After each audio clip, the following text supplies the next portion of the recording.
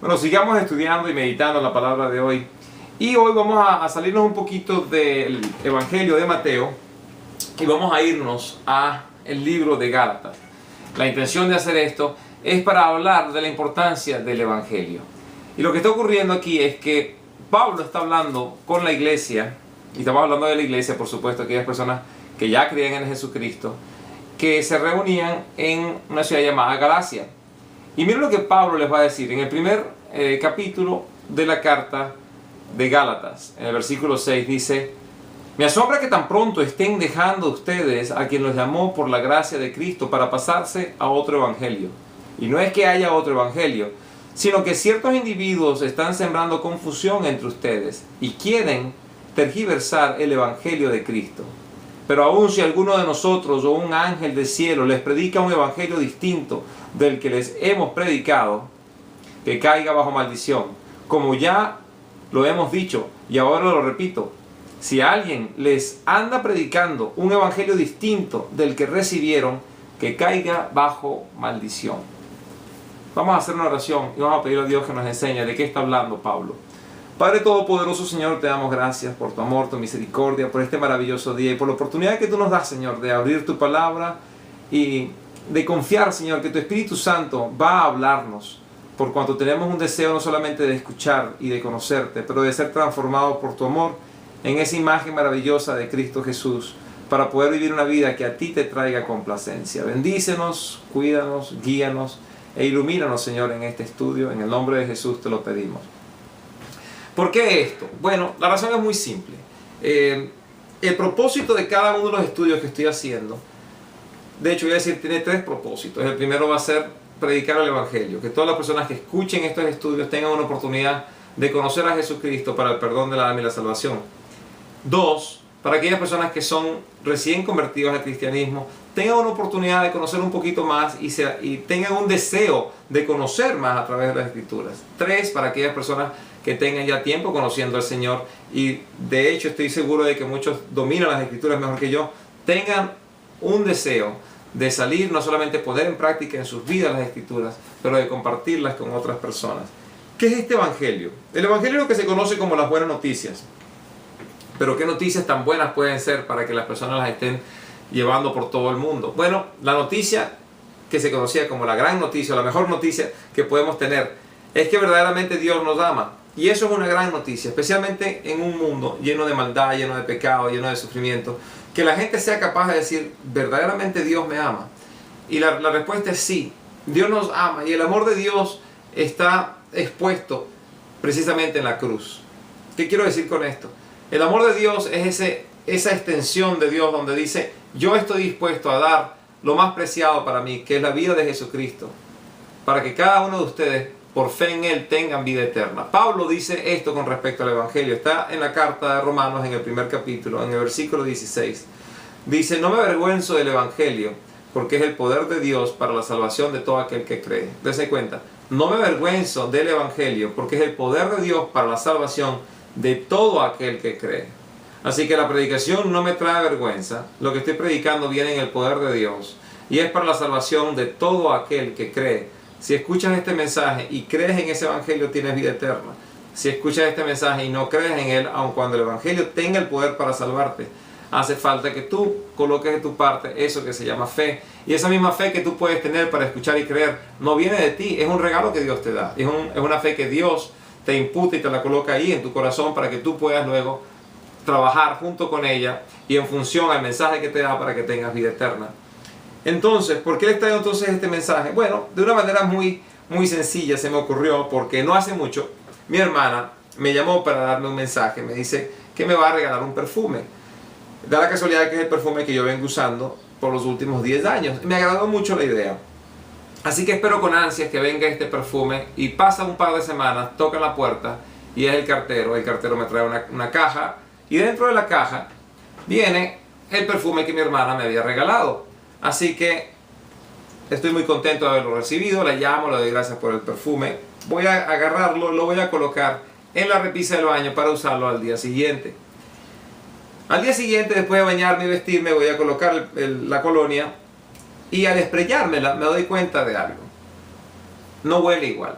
No estoy diciendo que el olor sea malo, simplemente no huele igual. ¿Cómo sé que no huele igual? No huele igual porque ya tengo 10 años utilizando el perfume original. Así que cuando recibo este, me doy cuenta, no huele como huele el otro. ¿Qué tendrá de extraño? Bueno, a primera vista, la presentación es exactamente igual al perfume que siempre he utilizado. Segundo, me es dado por mi hermana, quien, ¿por qué habría de darme un perfume diferente diciendo que es el que yo utilizo? Pero luego de un detenimiento más cercano, tenía la botella anterior y los comparo. Bueno, al ponerlos uno al lado del otro, las botellas se ven básicamente igual. Este es un poquito más alto el disparador, pero eso no hace mucha diferencia. Luego, si ustedes pueden percibir, aquí hay unas líneas, tal vez lo puedan ver ahí en el video, y en este están perfectamente paralelas y en este no están. Este sería el perfume que me dio mi hermana. La solidez del contenedor es exactamente el mismo. El color, yo diría que prácticamente es el mismo. Luego, al darle vuelta, veo que el original tiene un sello grabado en el vidrio o en el contenedor, pero este no lo tiene. Me parece bastante extraño. Huele diferente y el producto no está sellado. Y por último, en la parte de abajo, el original tiene un sello y dice quién es la fábrica que lo produce y cuántas onzas trae el perfume. Y este no tiene ese sello. Bueno, ¿qué me hace pensar eso? Que aunque el perfume que me mandaron huele bien, no es el original. Cuando se trata de un perfume, yo no voy a, por supuesto, disgustarme, especialmente cuando es un regalo y ni siquiera es culpa de mi hermana que no sea el original. Pero ¿qué pasa? Que cuando lo que recibes no es un perfume, sino que es el mensaje de Dios para la salvación, y el mensaje que te han traído es un mensaje diferente al que Dios había enviado. Quiero que continuemos leyendo aquí en Gálatas, en el capítulo 3, las palabras de Pablo. Dice, versículo 1 del capítulo 3 de la carta de Gálatas. Gálatas torpes. Son dos palabras con lo que comienza. Gálatas torpes. Otra versión dice, aquí la tengo, capítulo 3, versículo 1. Y esta versión es la Reina Valera, la otra es la versión internacional. La Reina Valera dice, oh Gálatas insensatos. Insensatos, falta de cordura, falta de entendimiento, falta de sensatez. Vamos a continuar. Oh Gálatas torpes, ¿quién los ha hechizado a ustedes ante quienes Jesucristo crucificado ha sido presentado tan claramente? Si ustedes recibieron el Evangelio de una manera tan clara que Cristo murió por el perdón de pecados, Cristo murió crucificado, ¿quién ha venido a ustedes con un Evangelio diferente? ¿Quién los ha engañado? Es la pregunta que Pablo está haciendo aquí. Solo quiero que me respondan esto. ¿Recibieron el Espíritu por las obras que demanda la ley o por la fe con la que aceptaron el mensaje? Tan torpes son. Después de haber comenzado con el Espíritu, pretenden ahora perfeccionarse con esfuerzos humanos. Lo que le habían traído aquí a la iglesia que se reunía en Galacia era un evangelio diferente. ¿Y en qué consistía ese nuevo evangelio? Bueno, en que creer en Jesucristo para la salvación no era suficiente, sino que las personas, aparte de creer en Jesucristo, tenían que continuar cumpliendo con los rituales de la ley de Moisés. Y quiero que entiendan esto porque esto es muy importante. La ley de Moisés no era capaz, de hecho ni siquiera fue creada con ese objetivo, de salvar a nadie. La ley no podía salvar absolutamente a nadie. La ley solamente servía para demostrar que nadie podía salvarse. Y eso obligaba a las personas ante la ley a clamarle a Dios por alguien que pudiera salvarlos, porque ellos, por su propia justicia, no podían hacerlo. Esa es la finalidad de la ley. La finalidad de la ley es apuntar a que nos hace falta un redentor. La ley fue totalmente cumplida por Jesucristo, y eso fue lo que Jesucristo nos indicó cuando estábamos leyendo el libro de Mateo. No vine a quebrantar la ley, sino a cumplirla. De esa manera Jesucristo, al cumplir todos los dictámenes de la ley, puede él decir, y todo el mundo puede decir junto con él, verdaderamente Cristo fue un hombre justo. Y el hombre justo va a morir por el pecado de todo el mundo corrupto, tomando la corrupción de ellos y dándole a ellos, en un acto de fe, toda su justicia. Por eso de esta manera Pablo, que les predicó ese evangelio a la iglesia, le dice, ¿qué pasa con ustedes? Son tan torpes, han perdido la sensatez, que después de haber comenzado en el Espíritu, Habiendo creído que Jesucristo murió crucificado para el perdón del pecado, ahora pretenden cumplir con los dictámenes de la ley. ¿Qué necedad tan grande? ¿No recibieron ustedes el Espíritu por la fe? Y si recibieron el Espíritu por la fe, ¿por qué ahora quieren pasar a la ley? ¿Por qué ahora quieren cumplir con normativas que Dios no se las ha impuesto a ustedes? Y eso es lo que estaba justamente pasando. Lo que se les había dado a estas personas era un evangelio falso. Y así, como a mí me mandaron este perfume, que aparentemente es el original, pero luego, por supuesto, de un escrutinio y de detallarlo, me doy cuenta que no lo es. Bueno, de la misma manera a estas personas se les estaba predicando un evangelio falso. Yo no sé si ustedes tienen experiencia con billetes falsos, pero les voy a explicar cómo funcionan por lo menos aquí en los Estados Unidos. Si usted tiene un billete falso de baja denominación, es muy probable que pueda ir a, no sé, a un mercado local o comprar algo en una tienda de segunda o algo por el estilo. Y tal vez tenga la oportunidad de que ese billete pase de mano en mano y que nadie lo perciba. Así que si usted tiene un billete de $20, es capaz de pasarlo y que alguien le dé $20 de mercancía, ellos se quedan con el billete, usted con la mercancía, usted dice aquí no ha pasado nada. Y ellos lo siguen pasando y todo el mundo se beneficia de haber obtenido la mercadería por el billete de $20. Bueno, todo el mundo no se beneficia, por supuesto. ¿Por qué? Porque va a haber una persona que va a tener ese billete de $20 y cuando lo presente en una taquilla del banco va a ser rechazado. No solamente va a ser rechazado, sino que no va a poder recibir su dinero. Se lo va a quedar el banco y el banco lo va a mandar a la tesorería del Estado para que sea destruido. ¿Por qué tiene que ser destruido? Tiene que ser destruido porque no tiene validez. ¿Qué es algo falso? Bueno, aquí busqué con respecto en el diccionario. Este diccionario es el pequeño Larousse Ilustrado, y dice con respecto a la falsificación: acción y efecto de falsificar. La falsificación de una sustancia farmacéutica, la falsificación de sustancias farmacéuticas es un delito castigado severamente. Continúa diciendo falsificador, quien falsifica, falsificar, adulterar, contrahacer, falsificar un documento, falsificar una moneda, contrahacer. Bueno, llevar a la contraria aquello que es real es una falsificación. Puede que parezca lo real, pero no va a rendir el fruto de lo que lo real puede rendir. Imagínense ustedes la falsificación, no de un billete de 20, porque como les digo, pueden utilizarlo, lo pueden intercambiar. Imagínense ustedes la falsificación de una semilla.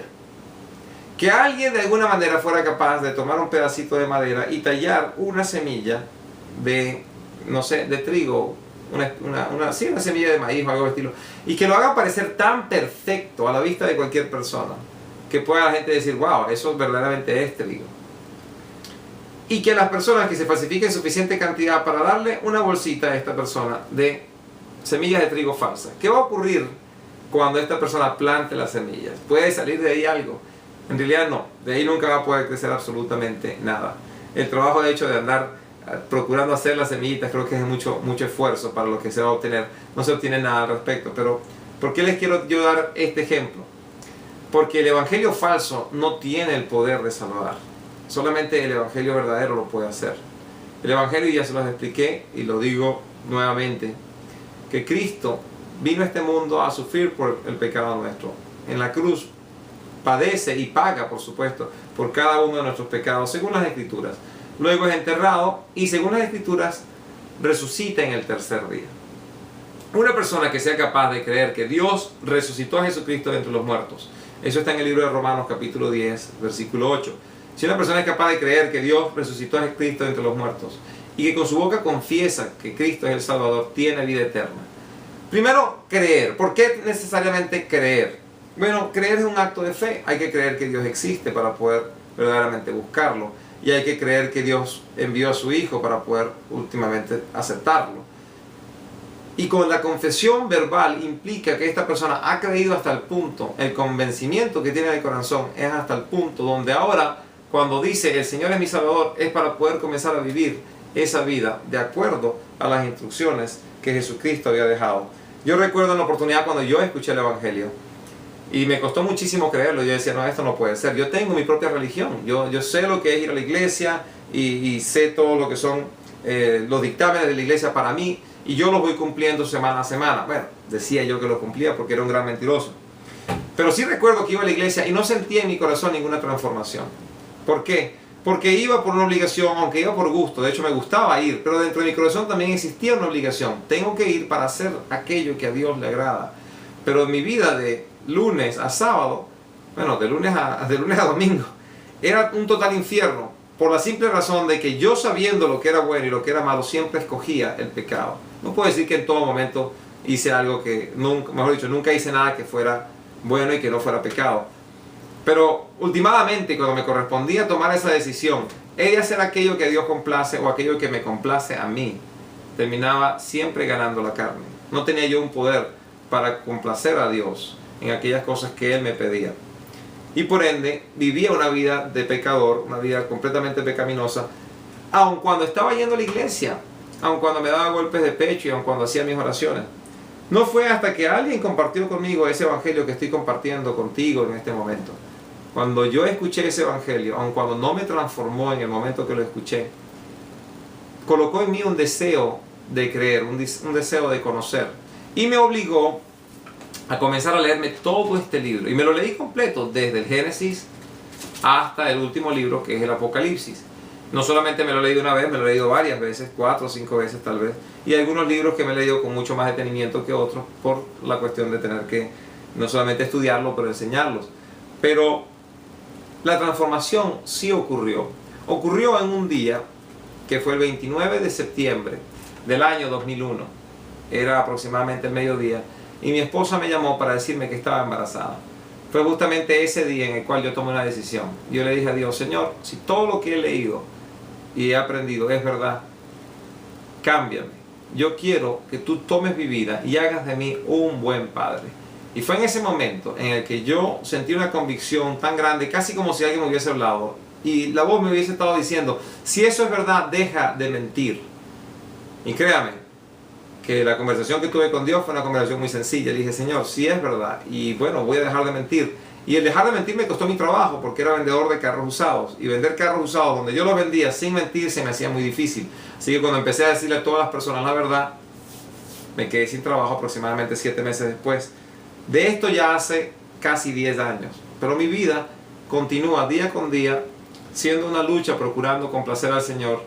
Hay una lucha entre el espíritu y la carne, donde yo quiero hacer mi propia voluntad, donde sabiendo lo que es bueno muchas veces no lo hago, donde sabiendo lo que es malo termino lo haciendo, donde el Espíritu Santo tiene que traerme convicción nuevamente y yo tengo que humillarme en su presencia y decirle: Señor, perdóname, perdóname, porque aún sigo luchando con toda esta cantidad de cosas que para el día de hoy ya no debería luchar más con ellas, no debería tener esa clase de intenciones en mi corazón, o no debería estar pensando esa clase de cosas que sé que son pecados. Pero también entiendo que mientras esté en este cuerpo pecaminoso, esa lucha va a continuar. Y esa lucha no va a concluir sino hasta el día del fin. En el libro de Génesis, tenemos a nuestro querido amigo. Yo le llamo querido amigo porque me gusta mucho leer su historia. Y es Noé. Y aquí en el capítulo 7 de Génesis, Noé está conversando con Dios. Dios ya le dijo a Noé que el mundo va a ser totalmente destruido y que él va a tener que construir un arca para poder salvarse él, su esposa, sus hijos, sus nueras, las esposas de sus hijos, y una cantidad de animales que Dios ya le había dicho. No quiero entrar en todos esos detalles, pero si les interesa, por favor, léanse, por supuesto, el capítulo 6 de Génesis y el capítulo 7. Bueno, léanse hasta el capítulo 11, ¿por qué no? Pero en el capítulo 7 dice: el Señor le dijo a Noé: entra en el arca con toda tu familia, porque tú eres el único hombre justo que he encontrado en esta generación. Entra en el arca. Cuando yo lo leo en la versión en inglés, dice come in the ark. Me gusta cómo lo menciona en inglés, porque dice ven y entra. Pareciera que Dios le está diciendo entra en el arca, pero Dios está adentro del arca cuando le está diciendo. Le está diciendo ven adentro de esta arca. El arca que ya por supuesto él mismo, no Dios, sino el mismo Noé, había construido bajo las indicaciones de Dios. En el 6º capítulo, en el versículo 13, escuchen las palabras, dice: he decidido acabar con toda la gente. Ya eso fue lo que Dios le había dicho a Noé. En el verso 14 dice: construye un arca de madera resinosa. y le da todas las indicaciones. En el capítulo 7, el primer versículo le dice: entra en el arca con toda tu familia, porque tú eres el único hombre justo que he encontrado en esta generación. Y luego, si seguimos más adelante, y estamos hablando aquí en el versículo 16, al final del versículo le dice: luego el Señor cerró la puerta del arca. Ya estaba comenzando a diluviar, ellos entraron junto con los animales, y fue el Señor, lo indican las Escrituras, quien cerró las puertas del arca. Ese mismo Dios que acabó con el mundo por su estado de pecado tan terrible que estaba ocurriendo en los días de Noé, es el mismo Dios que le dijo a Noé que construyera el arca. Es el mismo Dios que le dijo a Noé: entra en el arca. Y es el mismo Dios quien cerró la puerta del arca. Sabemos muy bien, según las Escrituras, ninguna de las otras personas que Noé estuvo él muy probablemente conversando con ellos, les estaba diciendo: ¿para qué es esta arca? Porque yo no dudo que un hombre construyendo un arca de las dimensiones que dice aquí que esta arca era, la gente no le hubiese estado preguntando: ¿por qué estás haciendo tú esto, chico? ¿Por qué estás construyendo tú un arca donde nunca ha llovido, donde ni siquiera hay un mar cerca? ¿Qué estás haciendo? Y él está diciendo: el mundo se va a acabar, Dios lo va a destruir por completo con lluvia y con inundaciones. Así que por favor, si ustedes quieren salvarse, entren en el arca. La gente lo más seguro no le prestó atención. ¿Por qué? Porque cuando llegó el final, ellos no estaban allí. Solamente se salvó Noé y su familia. Pero lo que me parece bien interesante es que dice la Escritura: luego el Señor cerró la puerta. Jesucristo dice que en los últimos días van a venir personas que se van a burlar de este evangelio. Y van a decir: a través de la historia las cosas no han cambiado. La gente está diciendo que el fin viene, pero el fin nunca viene. Lo mismo que ocurrió aquí. En esta época también me imagino que personas decían: las cosas nunca han cambiado, tú hablas de un fin que nunca va a venir. Y Jesucristo dijo que los últimos días van a ser como los días de Noé, donde la gente come, bebe, se casa y se da en matrimonio. Bueno, eso de comer y beber simplemente indica a una persona que está de un buen estado anímico. Hoy en día las personas siguen comiendo y siguen bebiendo como si van a vivir toda su vida. Yo entiendo de personas cuando están deprimidas que no quieren comer. Simplemente no sienten ese deseo. El beber posiblemente es como el sentido festivo que tenemos muchas veces. Vamos a ir a beber y es una intención de ir y divertirse, hacer fiesta. También es la intención del corazón de las personas cuando piensan que van a vivir por siempre y que las cosas no van a cambiar. Bueno, vamos a divertirnos. Luego dice que se casan. Bueno, el hombre y la mujer cuando se casan se están casando con planes futuros. No se casan con la intención de vivir nada más que ese día, sino se casan con planes futuros. Y por último se dan en matrimonio, como cuando un hombre y una mujer, o mejor dicho, cuando dos parejas de padres se ponen de acuerdo y dicen: mi hijo se va a casar con tu hija cuando tenga la mayoría de edad. Están haciendo planes futuros, tienen la esperanza de un futuro. De esa manera lo vemos aquí en la época de Noé y lo vemos hoy en día también. Pero Dios le dijo a Noé: entra en el arca. Y ahí se acabaron todas las discusiones teológicas, se acabaron todas las otras religiones, todas las otras fe. No importaba cuánto le hubiesen dicho a Noé que estaba equivocado, Noé estaba seguro dentro del arca junto con su familia, y ellos estaban afuera del arca a punto de perecer y lo sabían. ¿Por qué todo esto que le estoy diciendo el día de hoy? Bueno, es muy sencillo. El evangelio tiene el poder de salvar a todo aquel que cree. No permitas que te vendan un evangelio diferente al evangelio que ya los apóstoles dejaron. Ese evangelio que te dice que tú tienes que hacer sacrificios, que tú tienes que entregarle a Dios algo diferente a lo que ya te ha pedido, que es tu corazón, porque eso es lo que Dios quiere de ti. Quiere tu amor, quiere tu obediencia, no está buscando sacrificios. Pero hay personas que te dicen: bueno, lo que Dios quiere de ti es que todas las semanas vengas a la iglesia, y si no, Dios te va a condenar. Eso no es bíblico, quiero que lo sepan de antemano. Si una persona te dice a ti: bueno, para que tú puedas agradar a Dios tienes que vestirte los domingos cuando vengas a la iglesia de una manera muy particular, eso no es bíblico. Y de eso se pueden también olvidar, porque Dios no está buscando tu guardarropa, lo que está buscando es tu corazón. Si una persona dice: bueno, a Dios no lo puedes agradar si no le entregas tu dinero, porque eso no demuestra fe, eso no es bíblico. Dios no quiere tu dinero, Dios quiere tu corazón. Y de esa manera, si alguien te quiere imponer algo que no está en la Escritura, que no es parte de la voluntad de Dios para tu vida, tienes que aprender simplemente a desecharlo, porque no existe la salvación aparte de Jesucristo. Y todo aquel que te diga: necesitas a Cristo y adicionalmente necesitas, ya te está mintiendo. No te hace falta más nada que Jesucristo. Las palabras del apóstol Pablo, cuando habla con el carcelero y le dice al carcelero, esto está en el libro de Hechos de los Apóstoles, capítulo 16, si no me equivoco, el hombre le está preguntando a Pablo, ¿qué tengo que hacer para ser salvo? Y las palabras sencillas de Pablo son, cree en Jesucristo y tú y tu casa serán salvos. ¿Por qué? Porque Pablo no estaba dispuesto a agregarle a ese evangelio de salvación absolutamente nada. Eso es todo lo que hacía falta, creer en Cristo para el perdón del pecado y con eso tener una relación con Dios. Todo aquel que cree en Cristo tiene vida eterna. Ha salido de la oscuridad a la luz, ha salido de la muerte a la vida y ha pasado ahora a ocupar un lugar en el reino de los cielos. Yo te exhorto a que por favor continúes estudiando, continúes creciendo en el conocimiento de la palabra de Dios y que no te pase lo que le estaba pasando aquí a las personas en la iglesia de Gálatas o de Galacia, que le estaban agregando a ese evangelio que ya era perfecto, que Cristo murió por ellos y por su fe en Él podían tener vida eterna, o mejor dicho, tenían vida eterna. Voy a cerrar con una lectura aquí en el Evangelio no, sino en el libro de Juan. En el primer libro de Juan, en el capítulo 5, quiero que presten atención a estas palabras. Dice capítulo 5, versículo 9. Por favor escuchen. Dice, aceptamos el testimonio humano, pero el testimonio de Dios vale mucho más, precisamente porque es el testimonio de Dios, que Él le ha dado acerca de su Hijo.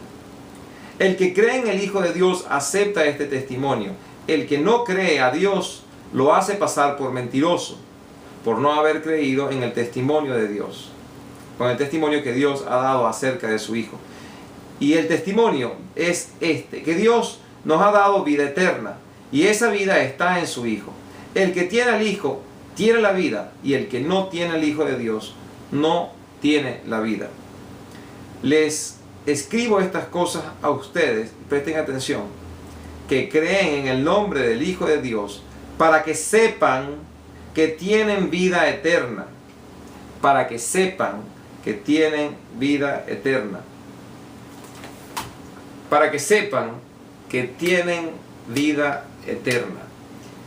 Yo escuché en una oportunidad una predicación con la intención que hizo el maestro, que era una intención muy clara, muy particular, donde leyó este pasaje y él lo dijo antes de leerlo, que lo iba a leer con dos errores. Y quiero que escuchen la manera como él lo leyó. Él dijo, les escribo estas cosas a ustedes que creen en el nombre del Hijo de Dios para que crean que pueden tener vida eterna.